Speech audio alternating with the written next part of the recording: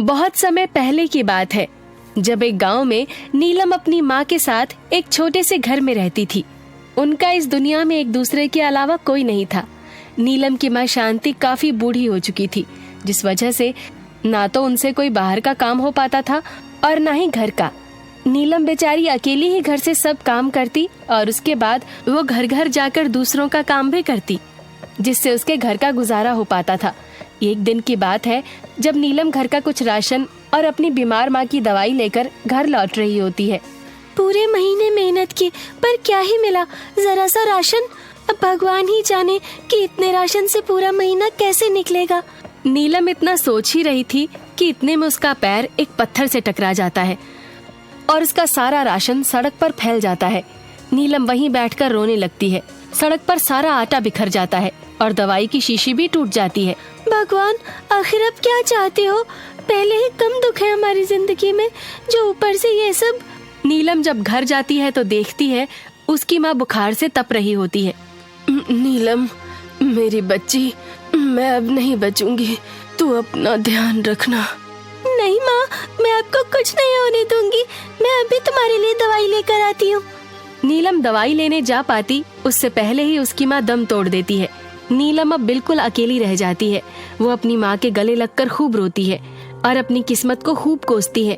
अपनी माँ के जाने से उसे इतना दुख लगता है कि उसकी भी जीने की इच्छा खत्म हो जाती है। वो रोती हुई घर से निकल जाती है और चलते चलते काफी दूर पहुँच जाती है। उसे अपने सामने एक नदी दिखाई देती है। वो उसमें कूदकर मरने का फैसला लेती है, पर तभी एक आदमी उसे रोक देता है। अरे लड़की, ये तुम कहाँ जा रही हो? मैं बस वो नदी से पानी पीने जा रही हूँ। लगता है तुम इस गांव की नहीं हो, तभी उस नदी के पास जाने की हिम्मत कर रही हो। क्यों, ऐसा क्या है इस नदी में? अरे ये कोई मामूली नदी नहीं है, ये तो एक मायावी नदी है। कहते हैं कि जो इस नदी में जाता है वो कभी वापस नहीं लौटता। अच्छा, तो मैं कौन सा वापस लौटना चाहती हूँ? क्या बड़बड़ा रही हो लड़की? कुछ नहीं, बस ऐसे ही। ठीक है, मैं इस नदी में नहीं जाऊंगी, आप चिंता मत करिए। वो आदमी वहाँ से चला जाता है और उसके जाने के बाद नीलम इधर उधर देखती है और फिर से उस नदी की तरफ बढ़ने लगती है। नीलम जैसे ही उस नदी के पास जाती है और उसमें अपना पैर रखती है, तभी उस नदी में से एक आवाज आती है। ए मूर्ख लड़की, तेरी इतनी हिम्मत जो तू मरने यहाँ तक चली आई? तुझे पता नहीं है क्या कि जो इस नदी में पैर रखेगा वो मारा जाएगा? हाँ पता है, तभी तो मैं आई हूँ। मतलब क्या है तुम्हारा? मेरा इस दुनिया में कोई नहीं है, बस एक माँ थी जिन्होंने थोड़ी देर पहले ही दम तोड़ दिया। अब मैं अकेली किसके लिए जीऊंगी? मैं अब मरना चाहती हूँ। ए मूर्ख लड़की, ये जीवन और मृत्यु भगवान तय करते हैं। तुम कौन होती हो तय करने वाली कि तुमको ये जीवन चाहिए या नहीं? क्या तुमने इस दुनिया में कदम किसी के साथ रखा था, या मरते वक्त तुम्हारे साथ कोई जा रहा है जो तुम्हें जीने के लिए किसी का साथ चाहिए? नीलम ये सब सुनकर सोच में पड़ जाती है और उस नदी से बोलती है, तुम तो लोगों की जान लेती हो ना, फिर मुझे मरने से क्यों रोक रही हो? जैसे सबको मारती हो वैसे मुझे भी मार दो, संभालो मुझे भी अपने अंदर। मैंने तो आज तक किसी की जान नहीं ली, जान ली है इस नदी में पड़े एक श्रापित पत्थर ने। जो भी व्यक्ति इस नदी के अंदर आता है, मैं उसे अंदर जाने से बहुत रोकती हूँ, पर फिर भी कोई मेरी बात नहीं मानता। और जैसे ही अंदर आता है, उस पत्थर के स्पर्श से वो भी पत्थर बन जाता है और गांव और लोगों को लगता है कि सबकी जान मैंने ली है। अब तो कोई मेरे आसपास भी नहीं फटकता। ओह, ये तो तुम्हारे साथ बहुत बुरा हुआ। तुम कितनी अकेली हो गई हो। तभी तो कहती हूँ, अकेली बस तुम ही नहीं हो इस दुनिया में, जिंदगी जीने के लिए मिली है, खत्म करके बर्बाद मत करो। नीलम को उस नदी की बात अच्छे से समझ आ जाती है। वो अपना मरने का इरादा बदल देती है और मुस्कुराते हुए उस नदी से बोलती है, मैं अब अपनी जिंदगी अच्छे से जीऊंगी और कभी ऐसा ख्याल दोबारा मन में नहीं लाऊंगी। पर उससे पहले मैं तुमको उस शापित पत्थर से मुक्त करना चाहती हूँ। तुम मुझे मुक्त करोगी? ये आसान नहीं है। पर मुमकिन तो है ना। बताओ मुझे क्या करना होगा, कैसे मुक्त करूँ मैं तुमको इस शापित पत्थर से? इस नदी के पार एक जंगल है, उस जंगल में एक गुफा है और उस गुफा में एक सुनहरी पत्थर है। उस पत्थर को तुम्हें इस नदी में लाकर रखना होगा और फिर ये नदी श्राप मुक्त हो जाएगी और सब लोग भी वापस जीवित हो जाएंगे। ठीक है, मैं अभी जाती हूँ और उस सुनहरी पत्थर को लेकर जल्दी लौटूंगी। नीलम आगे जाती है तो उसे किनारे पर एक नाव मिलती है और उसे चलाने वाला कोई नहीं होता। नीलम उस नदी में जाकर बैठ जाती है और तभी उसमें एक नाविक आ जाता है। आज पहली बार मेरी नाव में कोई बैठा है। आज तो कम से कम मेरी कमाई होगी जिससे मैं घर वापस जा सकूं। नाविक नीलम को नदी के उस पार छोड़ देता है और उसके बाद नीलम आगे जंगल की ओर बढ़ जाती है। जंगल में उसे एक खरगोश मिलता है। तुम जानते हो वो काली गुफा कहाँ है? हाँ मैं जानता हूँ, पर उसके बदले तुम मुझे खाने को नीली गाजर दोगी? हाँ जरूर। खरगोश नीलम को काली गुफा तक ले जाता है, पर वहाँ पर एक दानव बैठा होता है। नीलम उस दानव से बोलती है, मुझे इस गुफा के अंदर जाना है, क्या तुम मुझे अंदर जाने दोगे? हाँ, पर तुमको मेरे 3 सवालों के जवाब देने होंगे। ठीक है, तुम पूछ सकते हो। वो क्या है जो हमेशा बढ़ती रहती है लेकिन कभी कम नहीं होती है? नीलम सोच में पड़ जाती है और काफी सोचने पर जवाब देती है, उम्र। सही जवाब। अब दूसरा सवाल, जन्म के बाद आता हूँ, मरने के पहले जाता हूँ, बताओ क्या? नीलम फिर सोच में पड़ जाती है और वो काफी सूझबूझ के बाद बोलती है, दांत, हमारे दांत।